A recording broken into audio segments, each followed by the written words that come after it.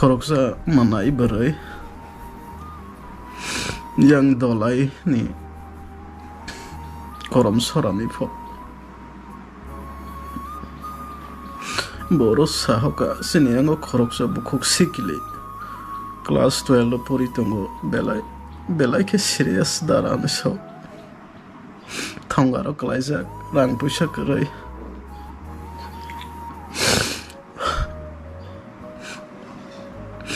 Dokter Punung Maya belai marung tongkhanai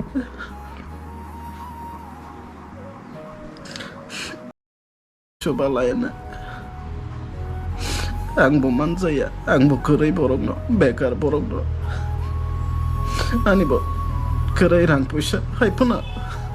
bakhatongo ang subanani bagai ang bini bagai try khainai je mansak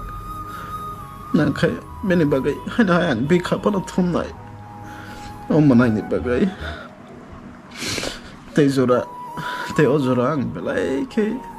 dukhon ang mani te kaisa kok ang no share khana musungo sini dofa bai dofa hamzak lai maya subalai maya abo ang belai dukhon ang wan sok tong mani sini takar jola gabodi phaina nai haipano kaisa khawa belai ke dukhon ang usukango sang jompu jolo thangpro kaisa tako barbar comment khakya siniango pohor bai siniango media tongo nang phaina nangya sangsi phonok nai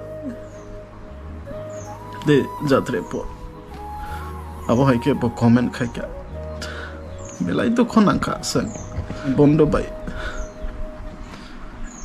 jompui bazane ki philai sang belai kha sarang liya haike wan sugoi phailai kya tamasini ba salia da dofano sobana bagai obahai samung khlalai ma ba sini ba salia da hanai sang ani bondo bai belai kha sarang ya kai sang nogo phirok lai hakya dinobo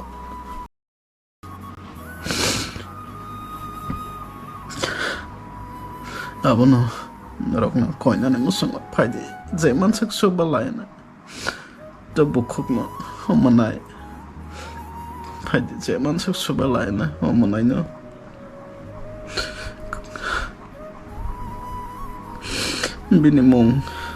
binimung ke modurani Tripura bo class 12 poritong zamani nei sahara abono tini jorao belai dukhon ango abo haike mangsini borok porina jora maporia hamna sana jora hamai maya sugya sayani bagai